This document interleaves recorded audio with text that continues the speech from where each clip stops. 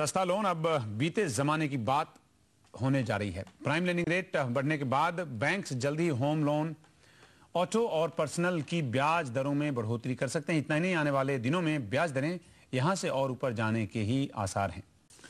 और अब इस पर बात करने के लिए हमारे पास मेहमानों का एक पैनल है। हम शुरुआत करेंगे बी.डी. नारायण साहब से। हमारे साथ बहुत वरिष्ठ बैंकर हैं, फॉर्मर चेयरमैन हैं OBC oriental bank of commerce के नवीन रहेजा साहब हैं, एमडी हैं रहेजा डेवलपर्स के।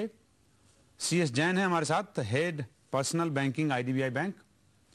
हर्ष रुंगटा CEO अपना पैसा.com। और राजीव दे साहब हैं हमारे साथ, senior vice president marketing GIC housing finance limited. आप सभी मेहमानों का स्वागत है। आप रहेजा साहब, जब आप अब से ठीक 3 हफ्ता बाद आप हमारे स्टूडियो में आए थे, इसी जगह पे बात हुई थी आपसे कि कोई इंटरेस्ट रेट बढ़ने का आसार नहीं दिख रहे हैं। चाहे इंडियन बैंक की बात करते हैं, चाहे आप बैंक ऑफ इंडिया की बात करें, सबने BPLR बढ़ाया। उसका मतलब ये हुआ जो बैंक उस पर दलील ये देते हैं कि जो पुराने जो ग्राहक हैं बैंक के, जिन्होंने लोन ले रखा है, मौजूदा ग्राहक हैं, उस पर बढ़ेगा, उनके लिए इंटरेस्ट रेट बढ़ेगा। और जब ऐसे में बढ़ेगा तो आपके जैसे जो लोग मकान बेचने के कारोबार में हैं, उन पर कुछ असर हुआ है? कम से कम 20-25 दिन का क्या फीडबैक है आपके पास?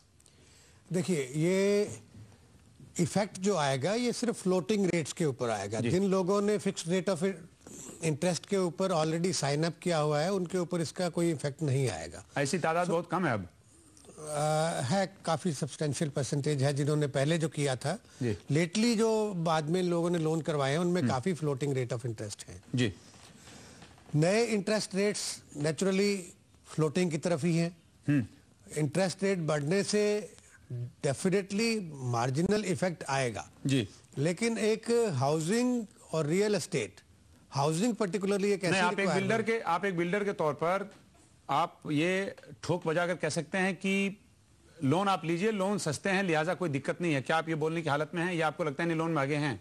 देखिए, ये तो बिल्कुल क्लियर फैक्ट है कि जो इन्फ्लेशन रेट है उसमें इनबिल्ट अगर आप पैसा, अगर आपके पास जनरेट हुआ है थोड़ा सा लिक्विडिटी, तो अगर आप पैसे को आज डाल देते हैं तो इनबिल्ट में तो आज भी आप गेन कर रहे हैं, क्योंकि आपका इन्फ्लेशन रेट जो है ऑलरेडी इनबिल्ट जो उसकी वैल्यू है रुपये की या मनी की वैल्यू है, वो अगर आप उसको होल्ड करेंगे तो वो आपको कुछ अर्निंग नहीं दे रही है। सो इट इज बेटर कि आप जो है लोन के ऊपर आप चले जी, क्योंकि वर्चुअली आप लोन के ऊपर इंटरेस्ट नहीं दे रहे हैं। ऑलरेडी 10% से ऊपर आपका इन्फ्लेशन रेट एवरेज चल रहा है पिछले बहुत महीनों से। खबर की तरफ लिए चलते हैं। घर कर्ज अगर आपने लिया है तो ज्यादा EMI के लिए भी तैयार हो जाइए। फ्लोटिंग रेट पर लोन लेने वाले मौजूदा ग्राहकों के लिए बैंक्स ब्याज दरें बढ़ाने जा रहे हैं। मुंबई से रितेश मेहता बता रहे हैं कि आने वाले दिनों में आप पर होम लोन की EMI का कितना बोझ बढ़ेगा। अगर आपने होम लोन ले रखा है तो अभी से अपना बजट दुरुस्त करना शुरू कर दीजिए, क्योंकि अगले महीने से आपको होम लोन के लिए ज्यादा EMI चुकानी होगी। देश के 2 सबसे बड़े बैंकों SBI और ICICI बैंक ने अपना PLR % बढ़ा दिया है। हाल ही में bank of Baroda, corporation bank, oriental bank of commerce, union bank जैसे बैंकों ने अपने PLR में % तक बढ़ोतरी कर दी है। PLR में बढ़ोतरी हुई है वो उन कस्टमर्स को अफेक्ट करेगी जो कि PLR से related loan rate of interest थे और जो फ्लोटिंग रेट ऑफ इंटरेस्ट में थे। अगर आपने SBI से 20 साल के लिए 20 लाख रुपए का लोन लिया है तो अभी आपको 11.75% PLR पर हर महीने 21,674 रुपए EMI चुकानी पड़ती है। अब % बढ़ोतरी के बाद आपको 22,371 रुपए चुकाने होंगे। यही कर्ज अगर आपने ICICI बैंक से लिया है तो आपका FRR अब 13.25% होगा। मतलब आपकी EMI 23,076 रुपए से बढ़कर 23,789 रुपए होगी। जानकार मानते हैं कि आने वाले समय में ब्याज दरों में और इजाफा हो सकता है। We think that headline inflation will come down to 5.5% by March.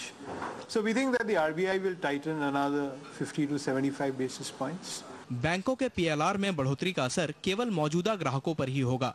हालांकि कई जानकारों की ये राय भी है कि बैंकों के PLR बढ़ोतरी के पीछे फंड की लागत बढ़ने के अलावा मौजूदा ग्राहकों को BPLR सिस्टम से बेस रेट सिस्टम में लाना भी हो सकता है। रितेश मेहता के साथ कुमार कार्तिकेय, जी बिजनेस, मुंबई। रहेजा साहब, जैसे बोनांजा की बात की, सस्ते होम लोन की बात की, संभव है ये कल को देखने को मिले। हालांकि कोई बैंकर्स यहाँ कबूल करने को भले राजी ना हो, पर 1-1.5 महीना बाद आप देखेंगे कि कुछ बैंकों ने शायद किया कि 0.25% ही नीचे होम लोन ले गए और वो उसके जरिए वो उन्होंने अट्रैक्टिव होम लोन का रेट बनाया। क्या आपकी तरफ से, आप मतलब जो आपकी फ्रेटर्निटी के लोग हैं, आपकी बिरादरी के लोग हैं, क्या अभी आने वाले समय में कुछ अच्छे बोनांजा की उम्मीद करें और इस वजह से अभी बैठा रहे कि कम से कम 1 महीना इंतजार करेंगे तो थोड़ा सस्ता घर मिल सकेगा? देखिए, घर तो सस्ता नहीं मिलेगा और आने वाले दिनों में अदर दैन मे भी कोई फेस्टिव स्कीम में कोई बैंक्स जो हैं, अभी काफ़ी सारी प्रॉपर्टी एग्जीबिशंस आने वाली हैं, उनमें बैंकों के भी स्टॉल होते हैं। उस टाइम पे 0.25 0.5% एक अट्रैक्ट करने के लिए कंज्यूमर्स को एक कॉम्पिटिटिव बिहेवियर में जी बैंक्स ये थोड़े से रिलैक्सेशन उस टाइम पे देते हैं। तो वो अपॉर्चुनिटी आप एक्सपेक्ट कर सकते हैं कि जस्ट अभी फेस्टिव सीजन के आने के आसपास जैसे जैसे ये एग्जीबिशंस आती हैं जी, तो ये ऐसा कुछ ट्रेंड आएगा। लेकिन ओवरऑल अगर आप देखें तो आज भी, क्योंकि आने वाले टाइम पे इन्फ्लेशन इमीडिएटली कोई कम होने के आसार दिखाई नहीं देते। जब तक इन्फ्लेशन कम नहीं होगी तब तक रेट ऑफ इंटरेस्ट का कम होने का चांस नहीं है। जो ऑलरेडी रेट ऑफ इंटरेस्ट मिल रहा है बढ़ सकता है, कम नहीं हो सकता। क्या ये कहना सही होगा कि इस वक्त जितना करेक्शन आना था वो प्रॉपर्टी बाजार में वो आ चुका है, अब इससे ज्यादा नीचे करेक्शन होने की जरूरत नहीं है? देखिए, और होगा भी नहीं।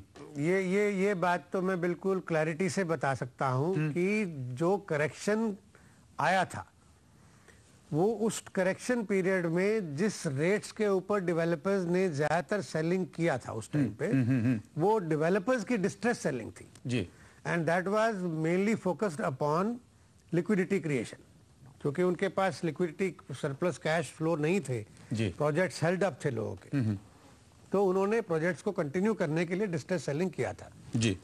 अभी जो करंट रेट्स जिनके ऊपर डेवलपर्स बुकिंग कर रहे हैं वो मेरे ख्याल से कोई बहुत बड़े मार्जिन पे बुकिंग नहीं कर रहे हैं इस टाइम पे जी।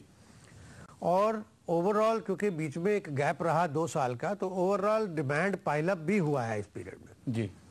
तो अगर कोई लोग इसमें अब फर्दर वेट करके ये सोच रहे हैं कि और वेट करेंगे तो शायद प्रॉपर्टी के रेट ऐसा नहीं हो पाएगा, गिरेंगे, ऐसा नहीं होगा, क्योंकि मेरे को नहीं लगता डेवलपर्स ने अपनी कैश फ्लोज को, ज्यादातर डेवलपर्स ने उसको रीऑर्गेनाइज कर लिया है जी।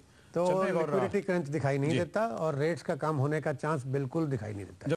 रैजा साहब, दिसंबर तक, अभी उसमें 4 महीने हैं, दिसंबर तक मकान सस्ता होगा, महंगा होगा? बिल्कुल सस्ता नहीं होगा जी। मकान जिस ट्रेंड में इस टाइम चल रही है मार्केट, रेट्स बढ़ रहे हैं प्रॉपर्टी के और आगे भी जो दिखाई दे रहा है आने वाले टाइम पे, क्योंकि अब फेस्टिव सीजन अब आता है जी, डिमांड इस टाइम पे ज्यादा जनरेट होती है और जैसे ही डिमांड जनरेट होती है प्राइसेस भी ऊपर बढ़ते हैं। डेवलपर्स इस पीरियड को बड़े गौर से देखते हैं, नवरात्रा आ रहा है, जैन साहब छोटा रेट जो है रेट आगे बढ़ेंगे ही और मेरे ख्याल से अगर किसी ने कोई चीज सिलेक्ट कर लिया है, माइंड बना लिया है, ही शुड गो अहेड।